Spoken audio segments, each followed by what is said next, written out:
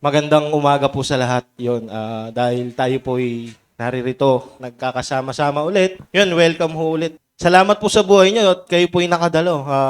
Dalangin po yun ni Sister Baby tsaka ni Nanay Lina na sabi nila yung family nila, one time sana makasama nila. Sabi nga po kapag yung desire mo sa iyong puso is para sa ikabubuti ng nakararami, sabi, ibibigay po yun ng Diyos. Kasi ang gusto po ng Diyos ay kabutihan para sa bawat isa. So pwede po bang magkamayan po muna ang lahat? Batiin po natin yung mga ating kapatid sa pananampalataya. Muli po, yung encouragement po ng ating exhorter, si Kuya Lori, para po sa lahat, sabi po, mahal po kayo ng Diyos. Mahal din po kayo ng mga tao na naririto po, na ginagamit ng Panginoon. Sabi po, sino man po yung pumasok dito sa panambahang ito ay belong na po sa family. Ito po ay pamilyang binuo po ng Diyos. Sabi ho, magmahalan po tayo. Yun, gaya po ng sabi kanina sa exhortation. Sabi ko, nakatingin ka sa kadiliman, madilimang yung buhay. Amen? Pero kung yung mata mo ay nakatingin sa liwanag, ano daw po? Maliwanag ang iyong buhay. Yung kapahayagan po ng Diyos is naririto na Sabi po, ongoing, patuloy. Praise the Lord po kasi, alam niyo yan, hindi na po ako nahirapan na ipahayag kung ano man po yung gusto ng Panginoon ipahayag sa atin. Amen? Church, gusto ko po kunin yung attention nyo sa mga oras pong ito. Yes, meron po tayong mga problema or battle sa buhay na tayo lang po ang nakakalamatan Diyos. May mga pangyayari po sa buhay natin na tayo lang ang nakakalam. Gusto ko pong iwan po muna natin yun. Kalimutan po muna natin lahat ng yun. At mag-focus po tayo sa salita ng Diyos. Sabi ho, napakahalaga po ng salita ng Diyos. Sabi, nakakapagpabago ng buhay, nakakapagpabago ng isipan. Huwag ho nating isipin yung mga bagay or distraction ba. Sabi, yung mga bagay na yun is maliit lang para sa Panginoon. Ang Diyos po natin ay malaki. Sabi, kapag may problema, may solusyon. Sabi, hindi ho natin dapat problemahin yung mga bagay or yung mga problema na ating buhay po. Sabi po ng Bible yun, hayaan mo yung problema, ang mamroblema sa kanyang sarili. Sapat ho ang biyaya ng Diyos sa bawat isa. Sabi, kung ano po ang binigay ng Panginoon sa iyo sa araw na ito, sapat po yun. At hindi po nagsisinungaling ang Diyos. Sapat po ang Diyos sa kanya salita, sa kanya pangako. Meron po ba nagkulang dito? Wala naman po, di ba? Lahat po tayo pinasagana ng Diyos. Sabi sa iba't ibang pamamaraan po. Hindi man kayamanan, pero yung sagana ka, ayos yung pamilya mo, ba, yung relationship mo sa bawat isa, may kalakasan ka, nagagawa mo yung mga bagay na dapat mong gawin, yun pa lamang po, sapat na po yun. At hindi ka na dapat maghanap pa. Sabi nga, tumingin ka lang sa Panginoon mong Jesus. Naalala ho, di ba yung sinabi kanina? Sabi niya, Panginoon, kung totoo kang Diyos, palakarin mo ako sa tubig. Nakalakad po ba siya?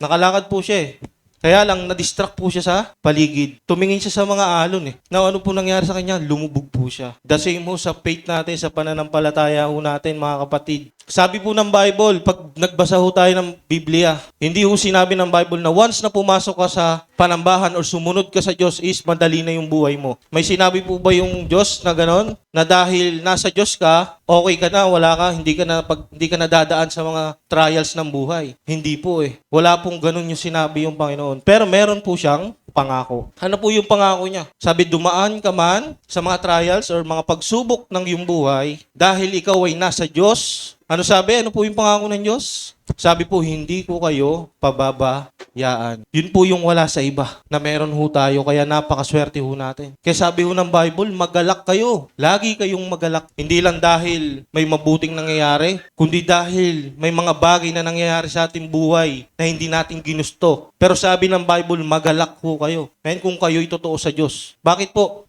Balikan ho natin yung nakaraan. Sabi, hindi inaalaw ni Lord yun na mangyari sa ating buhay kung walang purpose.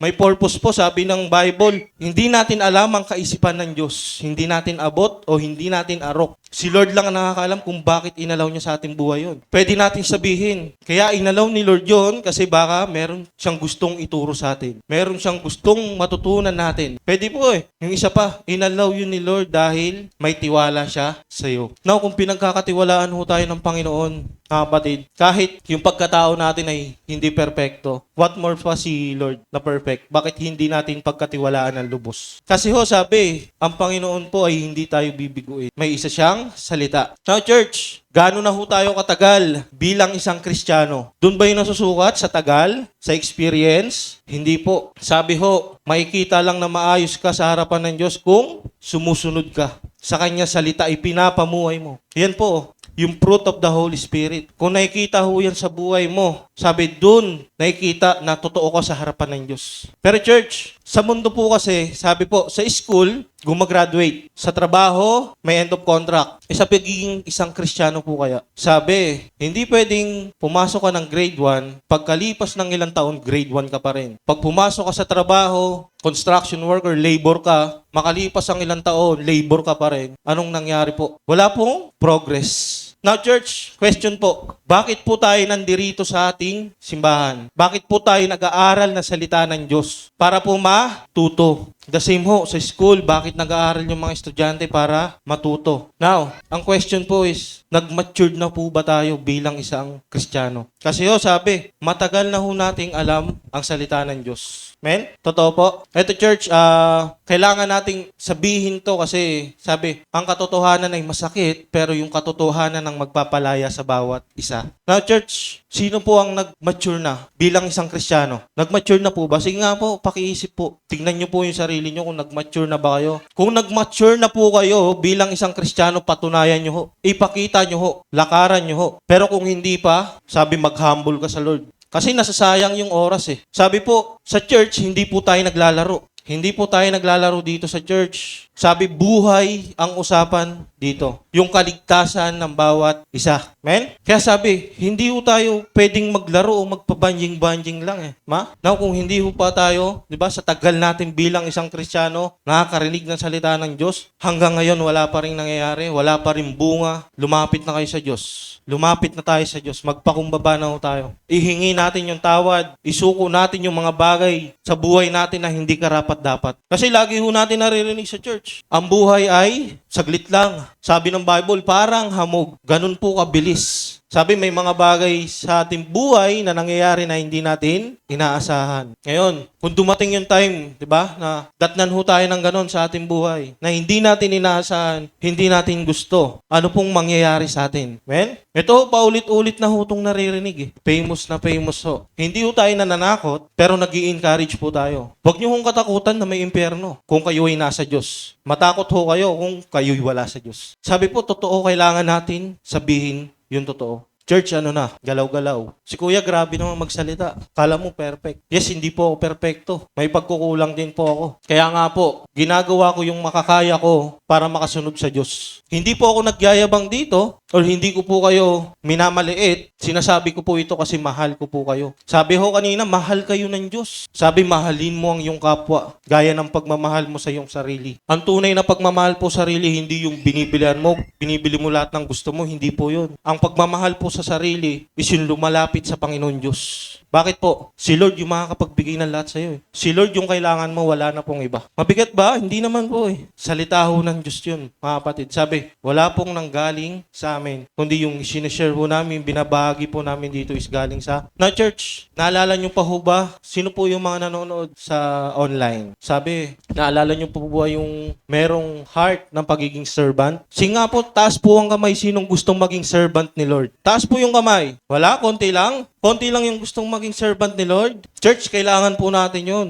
Sabi po ng Bible, kung bakit binuhay ang isang tao, kung bakit tayo kinreate ni Lord, anong purpose? Para sumunod sa Kanya. Sumunod sa Kanya mga utos at mga salita. Sabi, hindi ka lang binuhay ni Lord para buhayin mo lang yung pamilya mo. Hindi ka binuhay ni Lord para mahalin mo lang yung asawa mo. No. Hindi ka binuhay ni Lord para, di ba, mahalin yung sanlibutan o yung mga nakapaligid sa iyo. Hindi po. Binuhay ka ni Lord dahil may purpose ka. Ano yung purpose natin? Sumunod sa Diyos. Abutin yung mga kailangang abutin. Gaya ho na sabi natin kanina, bakit nag-aaral yung mga bata? Para matuto. Bakit tayo nagba-Bible study? Bakit tayo umaattend tuwing Sunday? Para matuto. Sabi po, lahat ng bagay may hangganan. Pag binasa nyo yung Bible, sabi, pati pagkahayag na salita ng Diyos may hangganan. Naniniwala ho kayo? Basahin nyo po yung Bible, makikita nyo po. Ang paghahayag ho ng salita ng Diyos ay may hangganan. At kapag nangyari ho yun, na wala nang naghahayag ng salita ng Diyos, sabi, yung mga hindi sumunod, sabi, huli na ang lahat sa kanila. Kaya sabi po, hanggat maaga pa, hanggat may lakas pa, sabi, kung gusto mong mag-serve kay Lord, sabi, dapat mag-serve ka sa kapwa mo. Sino gusto maging servant ni Lord? Yun po yung trabahong higit sa lahat, pinakamaganda sa lahat. Trabahong walang bayad, pero napakalaki ng reward. Sabi nga ho, huwag niyong tignan yung sarili niyo. Bakit ho? May sabi ho ni Lord yun eh. Less of me, more on Him. More on Jesus. Sabi nga ho ni Lord, huwag mong pahalagahan yung sarili mo. mo. Okay, para mas maintindihan, malinawan ho tayo, open po natin yung Bible. Pa-open po ako sa... Hindi po ito yung topic talaga, pero dito to tayo dinadala ng ating Lucas 14, nga. Basahin po natin. Sabi po, ito po yung pagsunod ho sa Panginoon. Ito ho, alam ko, paulit-ulit nyo na naririnig to, pero mukhang kailangan i-remind uli. Mukhang kailangan ulitin. Kasi nakakalimutan ho. Sige po, basahin ko po. Sabi po dito, sa verse 25, maraming tao ang sumusunod kay Jesus sa paglalakbay niya, papuntang Jerusalem. Lumingon siya at sinabi sa kanila, ang sino mang nais sumunod sa akin, pero mas mahalaga sa kanya ang kanyang ama at ina, asawa at mga anak, mga kapatid at maging ang kanyang sarili ay hindi maaaring maging tagasunod ko. Ano sabi? Yung nagnanais daw po na maging isang tagasunod ni Kristo, ano yung kailangang i-deny niya? Sabi, deny yourself. Sabi, ultimo pamilya mo, di ba? Asawa mo, anak mo, mga kapatid mo, maging yung sarili mo. Sabi kanina, huwag mong tignan yung sarili mo. Tumingin ka sa Diyos. Sabi, hindi ka pwedeng maging tagasunod ni Jesus kung may nililingon ka. Binasa po ba natin? Hindi. Galing sa Bible po no? Hindi naman po galing sa akin. Kailangan po ba natin paniwalaan? Yes po, kasi galing po kay Jesus mismo. Sabi ho, ang pagiging isang Kristiyano ay hindi ho madali. Sabi nga ho, dapat alam mo yung pinapasukan mo. Kahit sa ng mundo, sabi di ba, yung kasabihan ng mundo, huwag kang papasok sa isang bagay na hindi mo alam yung kahihinatnan mo. Totoo po? Bakit? Kasi may consequence yun Kapag pumasok ko sa isang bagay na hindi mo alam yung kahihinatnan mo, di ba? Hindi mo alam yung gagawin mo, maaari kang mapahamak, maaari kang mapagod, maaari kang tumalikod. Ngayon pa lang ho, church, sinasabi ko na po sa inyo yung katotohanan na galing sa Biblia. Hindi po madaling maging isang Kristiyano. Dapat alam mo yung pinapasukan mo. Sabi po dito, balik natin, hindi kayo pwedeng maging tagasunod ko. Ang sino mang ayaw sumunod sa akin dahil natatakot siyang mamatay para sa akin, ay hindi maaring maging tagasunod ko. Sabi ho, kung ikaw ay natatakot na mamatay para sa Panginoon, sabi, wag mo lang ituloy. Hindi ka pwedeng maging tagasunod ni Kristo. Diba sabi ho ng Bible, ang taong naghahangad ng buhay ay siyang mawawalan. Ngunit yung taong nag-aalay ng kanyang buhay, para sa kapatiran or para sa bawat isa sa atin, sabi, siyang magkakaroon ng buhay. Sabi po dito, verse 28, ang sino mang gustong sumunod sa akin ay katulad ng isang taong nagbabalak magtayo ng isang tore. Yun, inihalin tulad po ni Jesus. Sabi, ang tao daw na gustong sumunod kay Jesus, sabi, ay para siyang isang taong nagbabalak magpatayo ng isang tore. Sabi po dito, una, iisipin muna niya kung magkano ang magagastos niya sa pagpapatayo. Amen? Ano daw unang iniisip pag magpapatayo ng tore? Or kahit sabihin na ho natin sa bahay. Di ba pag nagpapatayo ng bahay? Hindi pwedeng bili ka kagad Kinikwenta mo muna. The same mo dito sa church. Hindi kagad maipagawa kasi nga kinikwenta pa. Then pag natapos yun, tsaka ka pwedeng magpagawa. Daw po sabi, kailangan munang kwentahin. Una, isipin muna niya kung magkano ang magagastos niya sa pagpapatayo at kung may sapat siyang perang gagastusin hanggang sa matapos ito. Verse 29, sapagkat kung hindi niya ito gagawin, baka hanggang pundasyon lang ang maipagawa niya at hindi maipatapos. Sabi, kailangan muna daw Kailangan mo muna computein yung pera mo kung sasapat ba yun. Kasi kung hindi, baka mamaya hanggang poste ka lang. Ano sabi dito? Kaya pagtatawanan siya ng mga makakakita nito. Verse 30, sasabihin nila, nagpatayo ng bahay ang taong ito, pero hindi na kayang ipatapos. Katulad din ng isang hari. Ito, may isang example na naman si Jesus. Una, kung paano daw sumunod sa ating Panginoong Hesus is yung magpapatayo ng isang tore. Ito ho, sabi, kagaya naman ng isang hari. Sabi po dito, katulad din ng isang hari na gustong makipagdigma sa kanyang kapwa-hari, dapat isipin muna niya kung makakayanan ng 10,000 sundalo niya ang 20,000 sundalo na kanyang kaaway. Ano daw ho sabi? Katulad ng isang hari. Sabi, bago ka makipagdigma, siyempre diba dapat may strategy. Pinag-iisipan mo muna kung ano ba yung papasukin mo. Kasi sabi nga natin kanina, pag pinasok mo yung isang bagay na hindi mo alam, diba yung kalalabasan, wala hong kwenta, masisira lang. Sayang, diba? Kaya sabi, dapat isipin muna niya na kaya ba nung 10,000 sundalo, yung 20,000 sundalo ng kaaway? Na kung kayo po ay matalino, kung kayo po ay marunong, ba alam niyong hindi kaya? Na ano daw dapat gawin? Sabi dito, at kung palagay niya hindi niya kaya, magpadala na lang siya ng mga sugo para makipagkasundo bago dumating ang kanyang kaaway. Ganyan din ang gawin ninyo. Ano daw po? Sabi ni Jesus, ganyan din ang gawin ninyo. Amen? Sabi, isipin muna ninyo mabuti ang pagsunod sa akin. Ano daw po dapat gawin bago sumunod kay Jesus? Isipin munang mabuti. Bakit po? Kasi kung nandito ka lang, kasi gusto mo lang, sabi wag mo nang ituloy. Masasayang lang yung oras, panahon mo. Kung nandito ka lang kasi in-invite ka, wag mo nang ituloy kasi masasayang lang oras mo. Nandito ka lang dahil sa sarili mo lang, may gusto ka lang, wag na po church. Sabi masasayang lang yung oras mo. Sabi kailangan pag sumunod ka sa ating Panginoong Hesus, kailangan buong puso, buong isip, buong lakas. Hanggang sa maubos yung lakas mo. Sabi nga, hanggat may lakas ka pa, magpuri ka sa Diyos. Gawin mo yung nararapat. Bakit po? Si Lord yung nagbibigay ng lakas eh. Sabi ko dito, dahil kung hindi ninyo magagawang talikuran ng lahat ng nasa inyo, ay hindi kayo maaaring maging tagasunod ko. Malinaw po. Ano daw po sabi? Kung hindi nyo kayang talikuran lahat ng nasa inyo, sabi, hindi kayo pwedeng maging tagasunod ni. Masakit po, pero yun po yung katotohanan. Yun po ang magpapalaya sa atin. Yun po ang kailangan marinig natin. Hindi ho tayo tulad ng ibang church. Nasabi, people pleaser. Hindi ho tayo gagamit ng mababangong salita para mag-stay lang yung tao. Hindi ho yun yung kailangan niya eh. Ang kailangan niya ho, katotohanan ng salita ng Diyos. Bakit po? Yun yung makakapagpabago sa kanyang buhay. Kaya sabi ho, yung buhay ng pagiging isang Kristiyano, napakahirap ho. Sabi, marami kang kailangang isuko. Sabi nga, deny yourself. Man, kahit yung nararamdaman mo, deny mo yan. Ako ho, madalas. Pero dahil kilala ko ang Diyos, mabuti ang Diyos sa buhay ko, tinutulungan niya ako na overcome ho. Ganon din ho sa inyo. Kung magtitiwala ho kayo ng lubos. Sige nga po, paikalabit nga yung katabi nyo. Baka mamaya natakot na eh. Baka mamaya nag-stay kayo dun sa word na hindi madali. Kadalasan ho kasi yun yung pag sinabi ng mga ngaral, hindi madaling maging isang Kristiyano, wala na, dun na nakapokus yung mind. Ay, hindi nga madali. Pero hindi nyo nakita yung kaakibat nun. Pag hindi madali, sabi anong katumbas nung hindi madali na yun? Anong kapalit nung sacrifice mo? Brand new car ba? Hindi. Higit pa ho doon. House and lot ba? Hindi. Higit pa ho doon. Ano pa? Ano po ba yung pinakamahalaga sa inyo sa tingin nyo dito sa mundo? Yung pinakamahalaga na yun sa tingin nyo, sabi walang kwenta ho yun sa harapan ng Diyos. Sabi hindi mo kayang dalhin yun sa langit.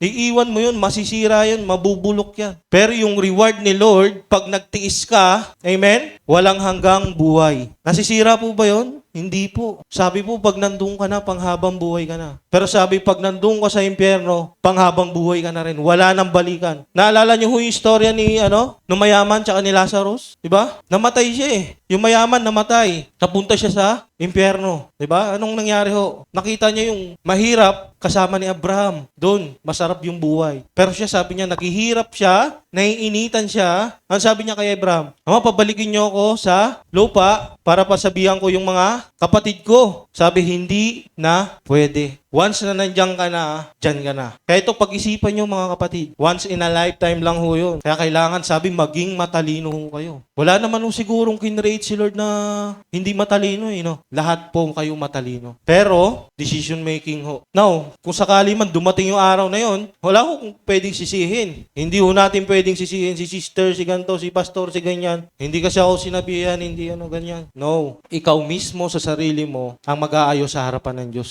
Yes, nakakarinig po tayo ng salita ng Diyos, pero hindi po yung mga nangangaral ang makakapagligtas sa inyo. Hindi po yung pag-attend nyo tuwing linggo ang makakapagligtas sa inyo. Hindi po yung pag-attend nyo tuwing Bible study yung makakapagligtas sa inyo. Sino po yung makakapagligtas sa inyo? Si Jesus. Sabi kapag nasa puso mo na, nasa buhay mo na si Jesus, nilalakaran mo yung kanyang salita, pinapamuhay, yun ang magliligtas sa'yo. Kapatid, sabi ho, huwag kayong matakot. Natakot na eh. Ang hirap daw maging isang Kristiyano. No, hindi po. Bakit natin kailangan sabihin yun? Kasi yun po yung katotohanan. Katotohanan na magpapalaya sa bawat isa sa atin. Huwag ho kayong matakot doon na mahirap. Sa umpisa lang yung basahin nyo kasi ng buo. Magpatuloy ho kasi kayo. Parang sa isang takbuhin, tumakbo tumakbo ka, ang hirap ng daanan na. Huminto ka na kasi ang hirap eh. Pero hindi mo tinuloy, kung diniretso mo sana, doon, ang ganda na pala ng daanan. Patag na. Wala nang bato-bato. Diba? Ganun ho sa buhay ng isang Kristiyano eh. Pag nakarinig na mahirap, pag nakarinig ng ayaw, wala na, talikod na. Yun ho yung gusto nating matutunan, mga kapatid eh. Alam niyo yung word na pagtsatsaga, pagtitiis. Pag binasa niyo ho yung Bible, paulit-ulit hong sinasabi yun. Sabi ho ng Bible, maging mapagmatiis kayo. Maging matyaga kayo.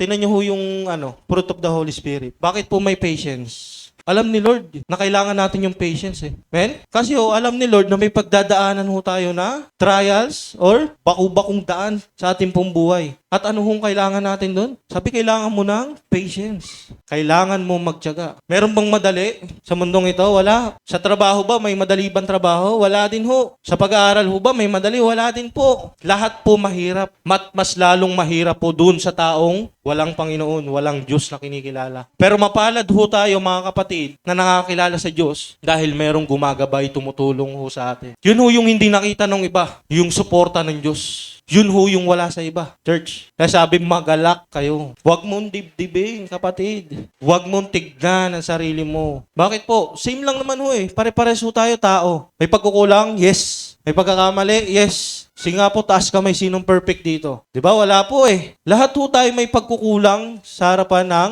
Diyos.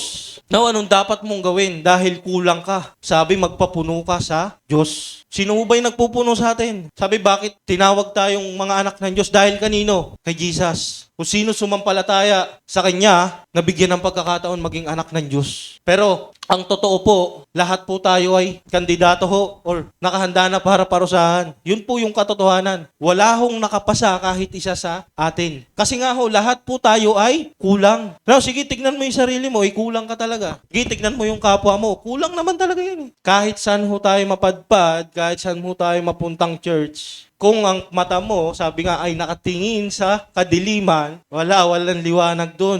Magiging madilim lang yung buong katawan mo. Kaya sabi, tumingin ka sa liwanag. Liwanag, Jesus Christ. The only way, the truth, and the life. No one comes to the Father except through Jesus. Mabigat po ba? Hindi naman po eh. Masakit po ba? Hindi po. Masarap. Masarap po kung alam natin yung katotohanan. May pagyayabang po ba? Hindi po. Wala hong ganun. May pagmamataas ba? Hindi ho. Wala hong ganun. Sabi ho ng Bible, lahat tayo pantay-pantay sa harapan ng Diyos.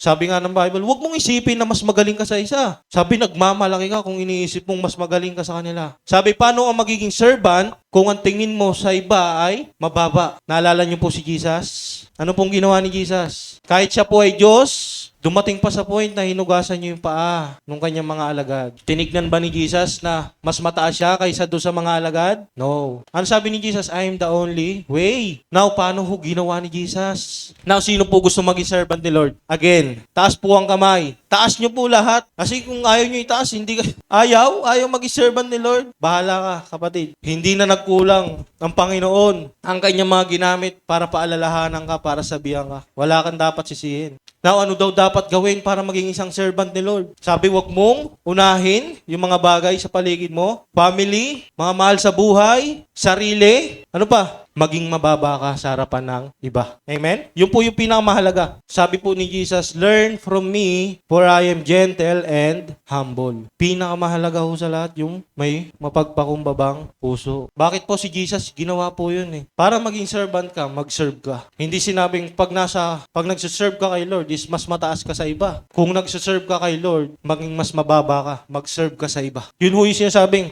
love your neighbor and as you love yourself. Mahalin mo yung kapwa, yung kapatid.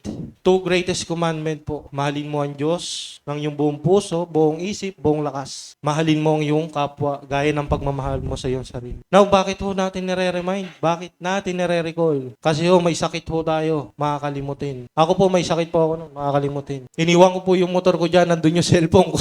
Nandun kami, humayo kami. Yung cellphone ko nandun lang sa motor, nakaganon. Buti walang kumuha. Yun ho, sakit sakit nating mga tao, makakalimutin. Sige, sino po nakakaalala ng last preaching? Taas po kamay. Sino po pwedeng umakyat dito? Nakakaalala ng last preaching. Di ba wala? Nakalimutan eh. Kaya sabi, kailangan palaging i-remind. Yun ho yung sakit natin. Sa totoo lang po, makakalimutin. Pero sabi, kung totoong mahal mo si Lord, hindi mo kalilimutan ang kanyang mga salita. Di ba? The same po sa isang relation eh. Kahit mamatay na yung karelasyon mo, kung talagang mahal mo siya, hindi mo siya makakalimutan. Hindi mo siya ipagpapalit. Ganun po yun, mga kapatid. Kung bakit nakakalimutan natin, ibig sabihin lang ho nun, hindi pa ho natin ganun kamahal ang Panginoon. Or hindi pa ho natin ganun nilalakaran ito. Huwag ho tayong mahiya na ma-expose yung mga pagkukulang natin. Natural ho yun. Sabi nga maging proud ka pa na nagkukulang ka. Mas maganda ho yun na inaamin mo sa sarili mo na nagkukulang ka. Bakit? Kasi ibig sabihin nung nagpapakumbaba ka, nag-humble ka, na gusto mo pang matuto.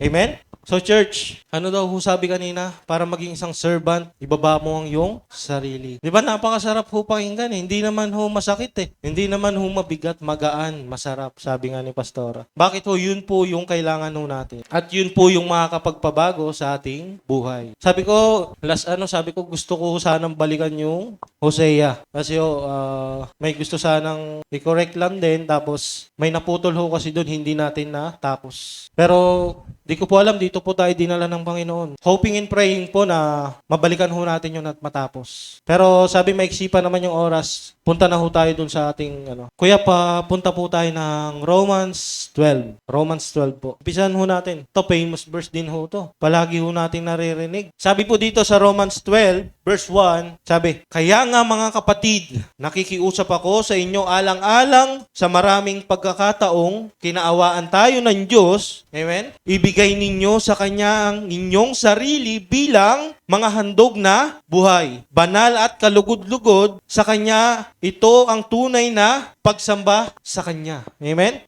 Paano daw yung tunay na pagsamba sa ating Panginoon? Sabi, ibigay mo ang iyong buong pagkatao, ang iyong sarili sa Diyos.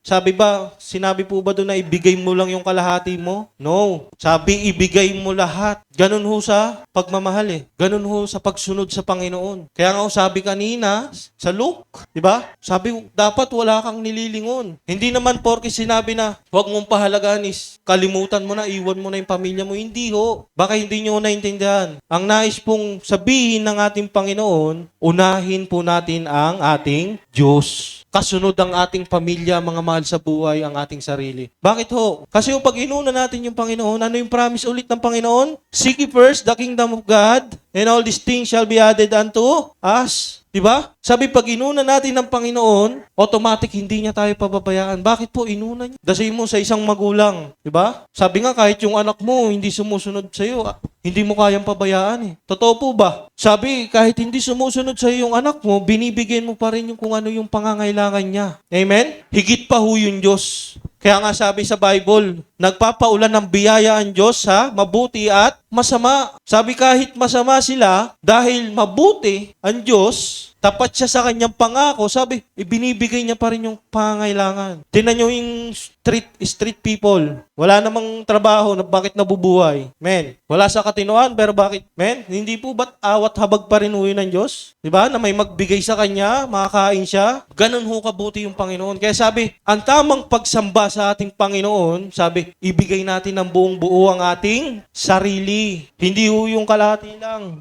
Sabi po dito, sa verse 2, huwag ninyong tularan ng mga pag-uugali ng mga tao sa mundong ito. Hayaan ninyong baguhin kayo ng Diyos sa pamamagitan ng pagbabago ng inyong mga isip para malaman ninyo ang kalooban ng Diyos kung ano ang mabuti, ganap at kalugod-lugod sa kanyang paningin. Amen? Ano daw sabi? Huwag nating tularan yung gawain ng mundong ito. Kasi kung nagbabasa ko kayo ng Bible, alam nyo ho dapat na ang namumuno sa sanlibutan is kadiliman. Yes, si Lord po ang nag-create ng mundo at siya po ay may kapangyarihan, pero sabi ng Bible, ang kadiliman ang nananaig sa daigdig na ito. Kaya nga sabi, yung iba na ilalayo eh. Diba? Madami hong aral, madaming turo ang mundo na taliwas sa turo ng Diyos. Gusto niyo example? Example po sa mga nag-aaral. Palagi yung na-example dito yun. Sabi ko sa Bible, hindi naman sinabing yung anak mo, paturuan mo sa iba. Ano sabi ng Bible? Turuan mo ang iyong anak. Amen?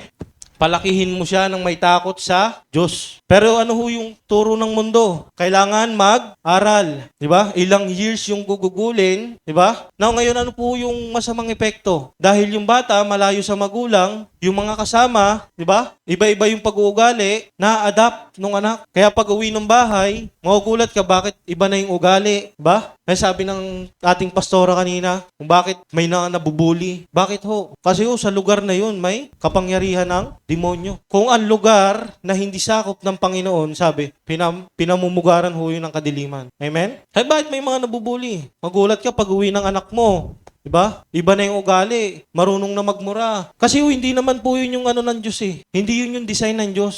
Ang design talaga ng Diyos, sabi, ikaw mismong magulang ang magturo sa iyong anak. Sabi nga sa hapagkainan, habang kumakain kayo, tinuturuan mo yung anak na naaayon sa salita ng Diyos. Diba? Yun pa lang ho yun, pero madami pa ho. Madami pa hong turo ang mundo na taliwas sa turo ng Diyos. Diba? Yung sa school, yung mga bata tinuturuan makipag-kompetensya, makipagpataasan. Ano yung turo ni Lord? Magpakumbaba ka. Kaya minsan, pag gumraduate, diba? Mayabang na eh. Kasi nakapagtapos eh. Ganda ng trabaho eh. Diba? Hindi ko kailangan mag-church, hindi ko kailangan magsimba. Bakit? Eh, nakagraduate ako eh. Kaya kong magtrabaho. Malaki yung sahod ko. Diba? Pero hindi niya alam si Lord yung nagbigay nun. Si Lord yung nag-allow nun. Yun, tinuturuan yung mga batang maging mataas. Which is taliwas sa turo ng Biblia. Sa turo ng ating Panginoon. Na sabi, maging mapagpakumbaba ka sa lahat ng bagay. Huwag mong ituring yung sarili mong mataas kaysa sa kanila. Kaya sabi, huwag natin tularan. Amen? Sabi ng Bible,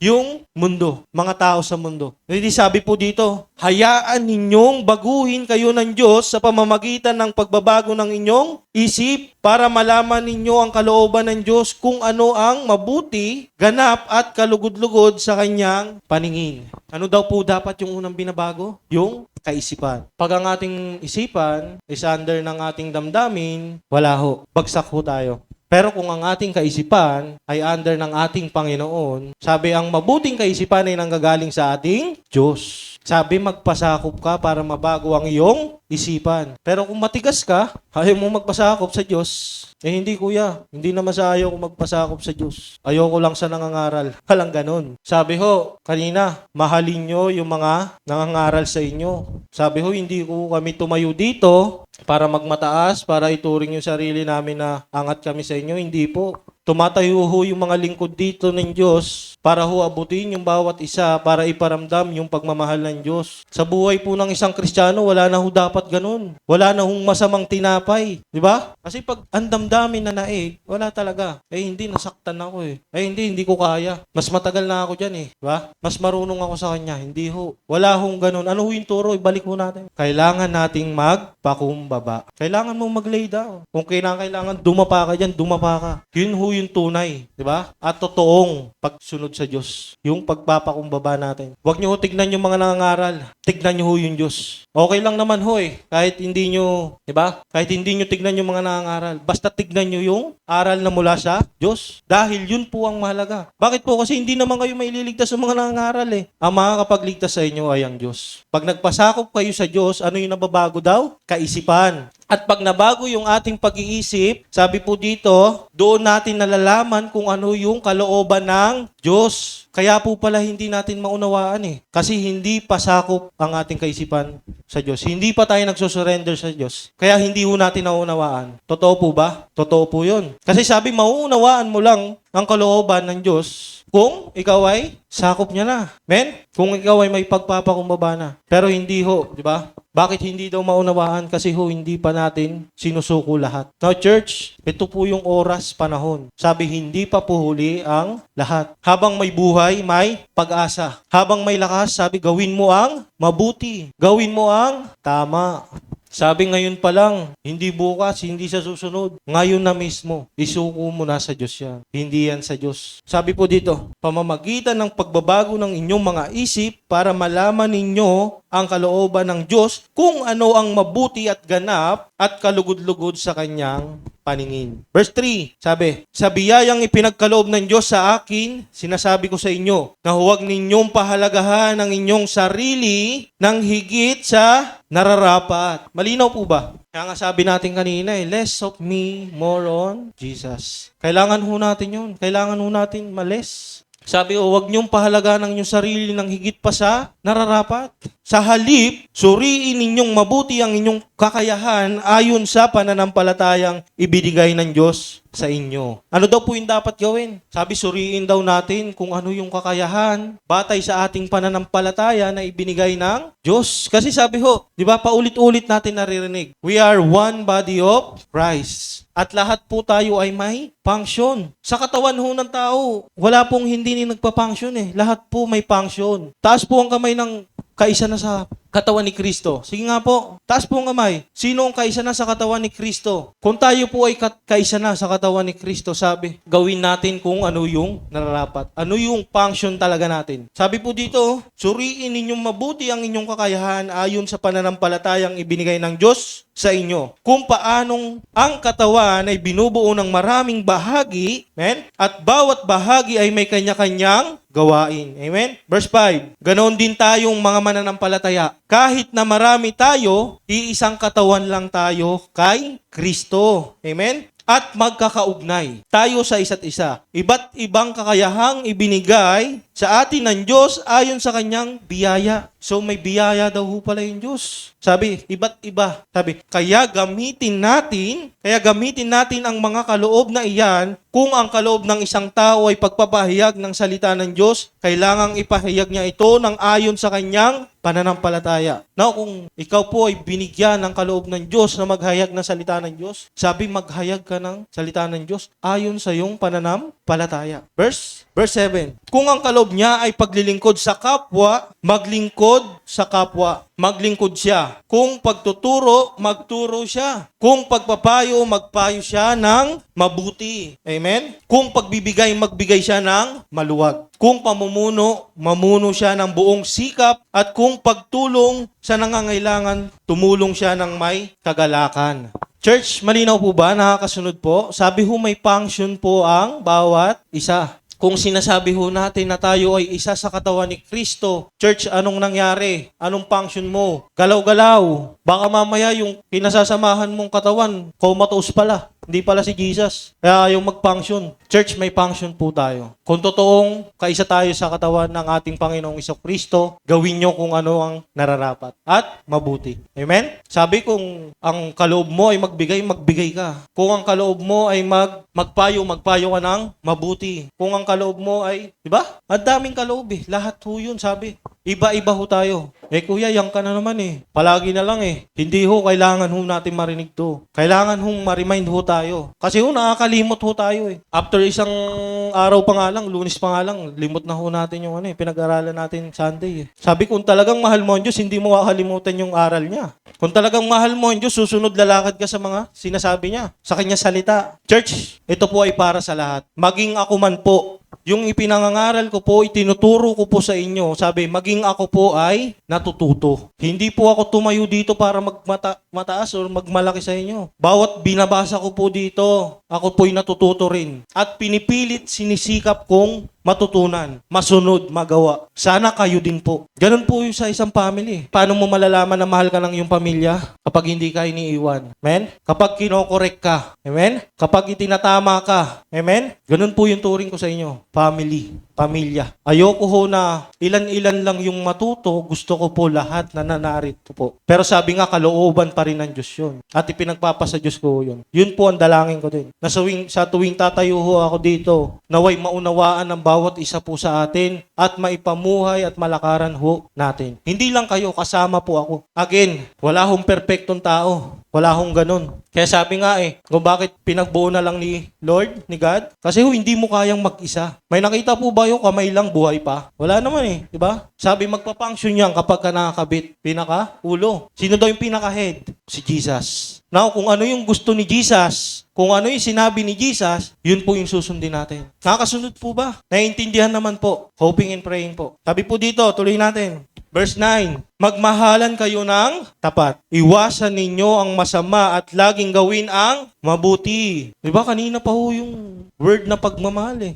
Magmahalan kayo ng tapat. Iwasan ninyo ang masama, gawin ang mabuti. Sabi, huwag niyong tignan ang inyong sarili. Huwag niyong pahalagahan ang inyong sarili, inyong nararamdaman. Sabi, pahalagahan mo ang sinasabi ng Diyos, ang kanyang salita. Sundin mo ito, magiging maayos ka. Sabi po sa verse 10, magmahalan kayo bilang magkakapatid kay Kristo at maging magalang sa isa't isa. Andun ho yung paggalang, yung pagrespeto. Sabi, bata man yan, matanda man yan, you need to respect. Kung ikaw ay nasa Panginoon, diba? Sabi, kasama yun. Kailangan mong respetuhin ang bawat isa. Sabi nga kanina walang mataas, walang mababa. Pantay-pantay po tayong lahat sa paningin ng Diyos. Kaya sabi, magmahalan kayo at irespeto nyo ang isa't isa. Sabi po dito, verse 11, huwag kayong maging tamad, kundi magpakasipag at buong pusong maglingkod sa Panginoon. Ano daw pong gagawin? Buong pusong maglingkod sa Panginoon. Verse 12, at dahil may pag-asa kayo sa buhay, magalak kayo. Amen? Magtiis kayo sa mga paghihirap, laging manalangin. Diba? Bumalik na sa umpisa Hindi ho madali yung pagiging isang Kristiyano, kaya nga sinabi magtiis kayo. Kasi alam ni Lord sabi, sa mga paghihirap at laging manalangin. Ano daw dapat gawin kapag ka naghihirap? Sabi, manalangin ka. Bukod dun, sabi, magalak ka. Bakit daw po tayo magagalak? Sabi ho, dahil may pag-asa kayo. Sino po yung pag-asa natin? Jesus Christ po. Kung namumuhay, kung ipinapamuhay natin yung aral ni Jesus sa ating pong buhay, magalak ka, kapatid. Ano man ang sitwasyon mo sa buhay. Bakit po? Kasi may pag-asa ka. May pinangahawakan ka. Kung babalikan natin yung nakaraan, sabi ho ang Diyos ay hindi nagbabago sa kanyang pangako. Kapag pangako niya, pag ipinangako niya, gagawin niya. Ang Diyos ay may isang salita. Amen? Kaya sabi, magalak ka, kapatid. Sabi po dito, tulungan ninyo ang mga pinabanal. Pinabanal ng Diyos na nangangailangan. So yung mga pinabanal daw ng Diyos na nangangailangan na dapat gawin, sabi, tulungan nyo. Tumulong ka sabi kanina, kung ang kaloob mo ay pagtulong, tumulong ka nakalimutan na kagad. Balikan natin, di ba? Ilang minutes pa lang, nakalimutan na kagad. Sabi at kung pagtulong sa nangangailangan, tumulong siya ng may kagalakan. Hindi ho yung tumulong ka, may utang na loob ka sa akin Wala pong ganun. Magbigay ka ng taos sa iyong puso. Balik po tayo. Tulungan ninyo ang mga pinabanal ng Diyos na nangangailangan at patuloyin ninyo sa inyong mga tahanan ang walang matuluyan. Yun daw ho dapat yung ginagawa ng isang Kristiyano. Di ba? Kapag nakita natin yung ating kapatiran na nangangailangan, sabi, kailangan natin tulungan. Pero doon naman sa mga nangangailangan, di ba? Dahil Kristiyano ka na, sabi, dapat andun na yung pag-unawa at pag-intindi. Now, lumapit ka sa kapatiran, hindi ka nabigyan. Bakit po? Di ba? Dahil hindi ka nabigyan, hindi ka na mag-church. Tatampo ka na. Ayaw ko na. Lahat po tayo may kanya-kanyang pamilya, may kanya-kanyang buhay. Lahat po tayo may pinagkakagastusan. Kaya kung minsan, di ba, sorry po doon sa mga taong, di ba, na lumalapit pero hindi nabibigyan. Kasi nga ho, kulang din po May pangangailangan din po. Hindi ho tayo yung tipo na saganang-sagana na kahit anong oras ka lumapit, meron. Amen po? Kaya sabi, wag ho tayong magtampo pagka gano'n. Napakaliit na bagay nun. Dahil lang doon, kakalimutan mo yung pagiging magkapatid nyo bilang isang Kristiyano. Naalala nyo ng Biyernes? Bible study. Sabi, mas mahalaga pa yung bagay na yun kaysa sa kapatid mo. Parang pinatay mo na yung kapatid mo Ba, nagalit ka kasi hindi ka napahiram. Di ba, hindi ho. Sabi, mas mahalaga yung pagiging magkapatid nyo bilang mananampalataya. Yun, maliit na bagay lang yun, pero yung sa inyo na magkapatid sa pananampalataya, buhay po yun Di ba? Kaya mong talikuran yung kapatid mo dahil lang doon. Hindi po ganun, church. Hindi po ganun ang buhay ng isang Kristiyano. Sabi, kapag ikaw isang Kristiyano na, dapat wala nang ganun sa buhay mo, sa puso mo. Yes, sabi, ito defense mechanism nila. Natural naman na magalit Natural naman may maramdaman. Hindi na mawawala yun. Yes po, natural ho yun. Pero ang hindi natural, yung hindi marunong magpatawad. Lahat po tayo nakakaranas nun, tama? Na may nararamdaman, na hurt, nasasaktan. Pero dahil Kristiyano ka na, kilala mo kung sino ka sa harapan ng Diyos. Kilala mo ang Diyos kung ano yung kaya niyang gawin sa buhay mo. Sabi, andun na yung pagpapatawad. Diba? Lord, sorry Lord na, diba? Lalapit ka kagad Panginoon, patawarin niyo po ako. nakaramdam ako ng hindi tama sa aking kapatid. Ganun kaagad, di ba? Lord, bigyan niyo po ako ng, di ba, kalakasan na maharap ko yung kapatid ko. Ayusin mo po kami, Panginoon. Yun ho dapat eh. Wala pong exempted, lahat po nakakaranas. Pero iba po yung nakakasunod sa Diyos, yung sumusunod sa kanya salita. Bakit po? Napakadali lang para sa kanyang lahat. Alam niya na yung bagay na yun is katiting lang, ba? Kapiranggot lang ho yun, baliwala ho yun. Mas malaga ho yung buhay ng bawat isa. Tuloy po natin. Malapit na po. Huwag po kayong antukin, church. Gising, gising. Sabi po, idalangin ninyo sa Diyos na pagpalain ng mga taong umuusig sa inyo. Pagpalain nyo sila sa halip na sumpain. Paano ho natin magagawa yun? Kung yung mismong kapatiran nga natin, hindi natin kayang patawarin. Wala na. Finish na.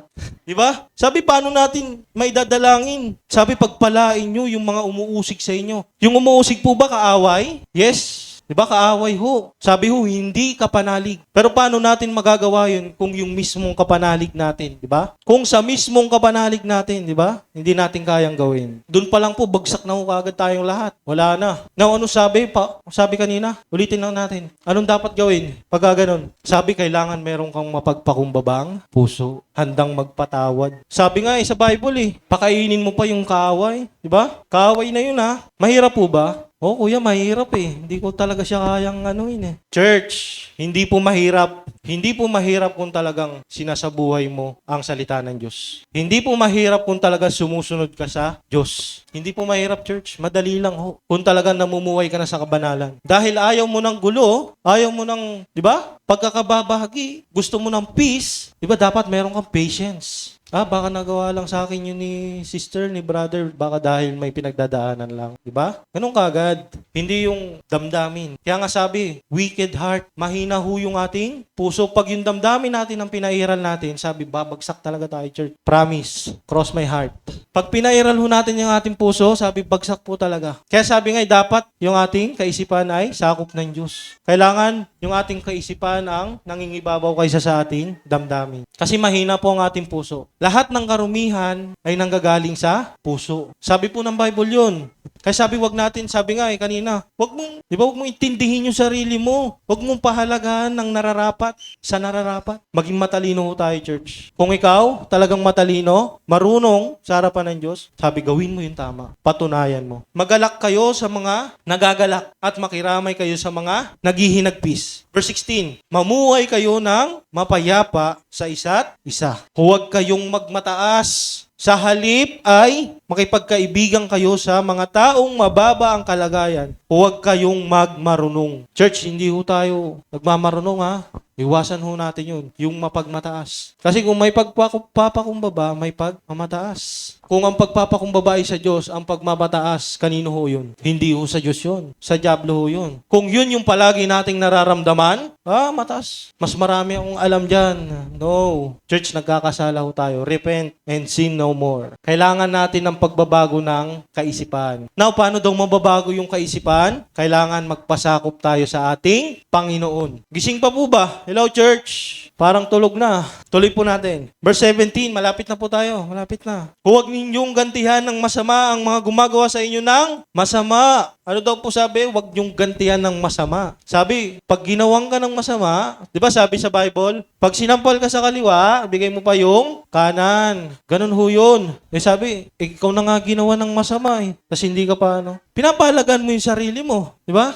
Utos po ng Diyos yun Sabi, pag ginawang ka ng masama, huwag mong gantihan ng masama. Ang sabi ng Lord, mahalin mo ang iyong kaaway. Di ba? Pero kung nananaig pa rin yung damdamin mo, hindi ko kayang ginawa niya ako ng mali, hindi ko matatanggap. Hindi ho sa Diyos yun, church. Kailangan nating, di ba? Kailangan nating ibaba yun. Kailangan nating iwan yun. Kailangan nating alisin yun. Hindi tayo makakasunod na maayos sa ating Panginoon kung marami pa ho tayong daladala sa ating buhay na galing sa sanlibutan. Sabi po dito, huwag niyong gantihan ng masama ang gumagawa sa inyo ng masama. Gawin ninyo ang mabuti sa paningin ng lahat.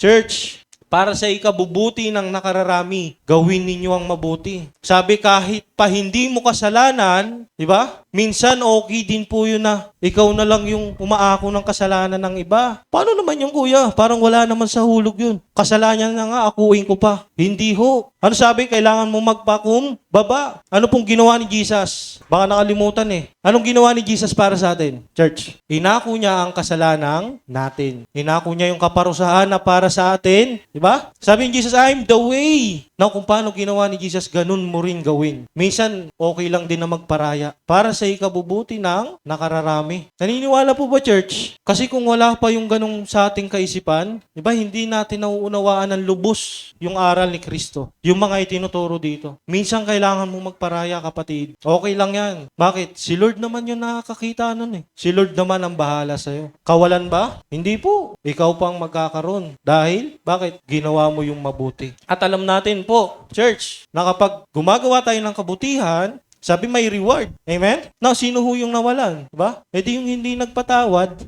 Pero kung ikaw, diba, sinusunod mong salita ng Diyos, kahit hindi mo kasalanan, sige, okay lang, ako na. Sino nakakita? Si Lord. Ano sabi ng Bible? Ang Panginoon ay patas. Ipaubayan nyo sa akin ang paghihiganti at paghatol. Now, kung iniisip ho natin na naisahan tayo, nalamangan tayo, hindi ho. Dahil kasama natin ang Diyos at nakikita niya ang lahat ng ginagawa. Sabi, napakadaling ibalik sa'yo ng Panginoon kung ano yung nawala sa'yo. Basic po. Bakit po? Sabi, sa Kanya nanggagaling ang lahat eh. Nang mawalan ka ng kapiranggot na yun, kapiranggot lang po yun, hindi ho yung kawalan. Ang kawalan ho pag nawala sa'yo si Jesus. Kapag ka nawala sa'yo ang Diyos. Pag nawala yung awat, pagmamahal niya sa'yo. Yun po yung kawalan. Malaking kawalan. Pero yung ganun, magpapaubaya ka lang, di ba? Huwag ka mahamba, kapatid. Si Lord ang bahala sa'yo. Hindi ka pababayaan ng Diyos. Katiting lang yun. Sabi niyo pa nga, di ba? Sabi ng Bible, it's the best ang way ni Lord. Kung yung alam natin na, iniisip natin na, ito na yung pinaka-the best para sa akin. Hindi pa yun. Mas may the best pa doon, which is yung galing sa ating Panginoon. Sabi, kailangan natin i-lay down lahat eh. Kailangan natin tanggalin lahat sa ating pagkatao. Palitan na nagmumula sa ating Panginoon. Tuloy po. Naiinip na po ba? Malapit na po tayo. Verse 18. Hanggat maaari mamuhay kayo ng payapa sa lahat ng tao. Verse 19. Mga minamahal, huwag kayong maghiganti. Yan na. Ipaubayan ninyo iyan sa Diyos sapagkat sinasabi ng Panginoon sa kasulatan, ako ang maghihiganti, ako ang magpaparusa. Diba? Sabi, paubayan mo kay Lord. Siya ang bahala. Naisahan ka man ngayon, nalamangan ka man ngayon, pero sa mata ng Diyos, sabi, ibabalik niya yan, doble pa. Hindi niya hahayaan na, ganun na lang yun. Sabi, may consequences. Naalala nyo kanina? May consequences lahat. Kaya sabi, yung decision making natin sa buhay, sabi, isip-isipin ho natin. Mag-isip muna tayo bago tayo pumasok o bago tayo lumakad. Kasi may consequences po. Sabi po dito, mga minamahal, huwag kayong maghiganti, ipaubayan ninyo iyan sa Diyos. Sapagkat sinabi ng Panginoon sa kasulatan, ako ang maghihiganti, ako ang magpaparusa. Verse 20, kaya kung nagugutom ang iyong kaaway, pakainin mo. Kung siya'y nauuhaw, painumin mo. Dahil kapag ginawa mo ang mga ito, mapapahiya siya sa kanyang sarili. Diba? Sabi, kaaway yun ha. Pero sabi ni Lord, pakainin pa, painumin pa. Mahirap po ba, church? Hindi po. Madali lang po kung talagang sumusunod tayo sa Diyos. Ang nahihirapan lang naman po is yung ayaw sumunod sa Diyos eh. Kasi bakit po? Nagmamatigas eh. Hindi, alam ko tong pakiramdam ko. Alam ko to.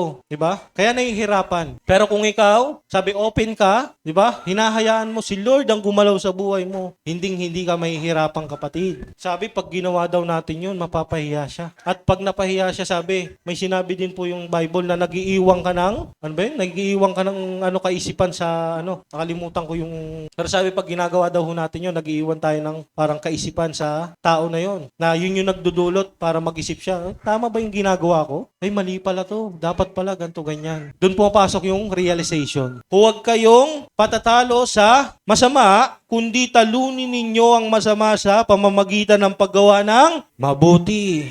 Overcome evil by, sabi, gaano mang kasama, ano man ang ginawa sa iyo, sabi, talunin mo ito ng mabuting gawa. Bakit po nagkakaroon ng mga ganong situation sa ating buong buhay?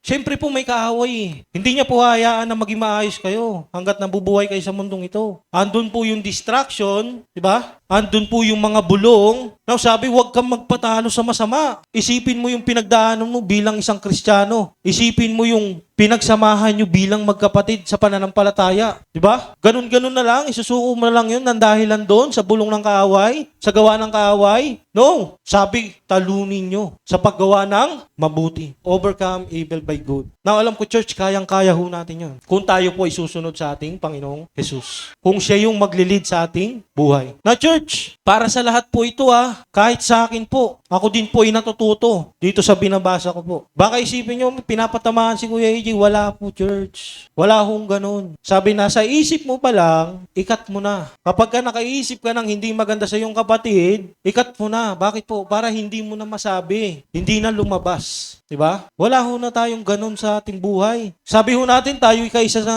katawan ni Kristo. Sinasabi natin tayo ay sa Diyos. Pero may mga ganung pag-uugali pa rin tayo. Hindi ho totoo. Diba? Kung totoong tayo ay sa Diyos, patunayan ho natin. Sa papaanong paraan ho? Sa kilos, galaw, gawa natin. Sa ating pong pamumuhay. Sabi, nakikita po yun sa ating pamumuhay. Yes, hindi po agaran. Sabi, step by step. Ang mahalaga, may ginagawa ka. Ang mahalaga, humahakbang ka. Huwag ka lang hihinto. Huwag lang tayo hihinto, church. Humakbang ho tayo ng humakbang hanggang sa marating natin yung gusto ng ating Panginoon para sa ating buhay. Amen? Church, wag kayong mag-focus doon sa mahirap Hindi ho mahirap maging isang Kristiyano. Mahirap lang yun sa walang tiwala sa Diyos. Kasi ho may pangako ho yung Diyos eh. Yes, makakaranas ho ang bawat isa sa atin, pero dahil nasa Diyos ka, may katuwang ka, may katulong ka. So yun lamang ho mga kapatid.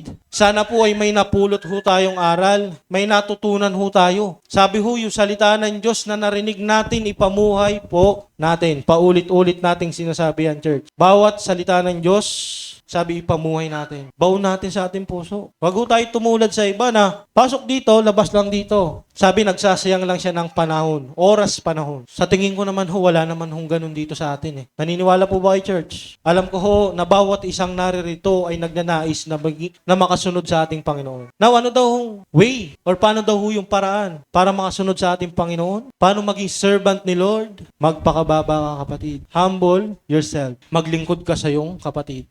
Yun po yung pinakamahalaga sa lahat, mga kapatid. Yung pagpapakumbaba. May pagpapakumbabang puso. Kung titignan nyo ho, yung Old Testament, sabi ho, sila po ay pinili ng Diyos, yung mga Israelites. Sabi ho, sila ho ay mahal ng Diyos. Pero kahit sila ay pinili ng Diyos, kahit sila ay mahal ng Diyos, dumating pa rin yung point na sabi inayawan sila ng Diyos. Bakit po? Dahil sa katigasan ng kanilang ulo. Dahil ayaw nilang sumunod. Ano po yung sinasabi ni Lord? Magbalik loob kayo sa akin at magiging maayos muli ang lahat. Ano ho ibig sabihin nun? Magpakumbaba kayo. Yun lang ho yung gusto ni Lord. Magpakumbaba ka, lumapit ka sa Kanya. Kaya ho napakahalaga ho nung word na yun. Pagpapakumbaba. Binigay na mismo ni Jesus yung sagot. Learn from me, for I am gentle and humble. Kasi kung meron ka nun, kung humble ka, sabi madali mo lang matututunan yung mga turo ni Jesus. So praise the Lord po. Pwede po bang palakpakan natin ng Diyos? Amen? Sana po may nakuha po tayong aral, may napulot po tayo sa ating pong paglabas sa panambahang ito. Sabi ko, sana po dala-dala ho natin yung pag-ibig na mula sa ating Panginoon. Sabi kanina, magmahalan kayo bilang magkakapatid kay Kristo. Alisin na natin yung mga tampuan, samahan ng loob. Wala hong kwenta ho yan. Wala hong partiyan sa buhay natin. I-declare po natin yun sa ating pong buhay. Alisin po natin yung mga ganong pag-iisip. Hindi ho sa Diyos yan. I-declare po natin na kabutihan, pagmamahal ng Diyos ang nasa ating buhay. Praise the Lord po. Maraming salamat po sa buhay ng bawat isa. Naway pagpalain po ng Diyos ang bawat isa sa atin. Thank you, Lord.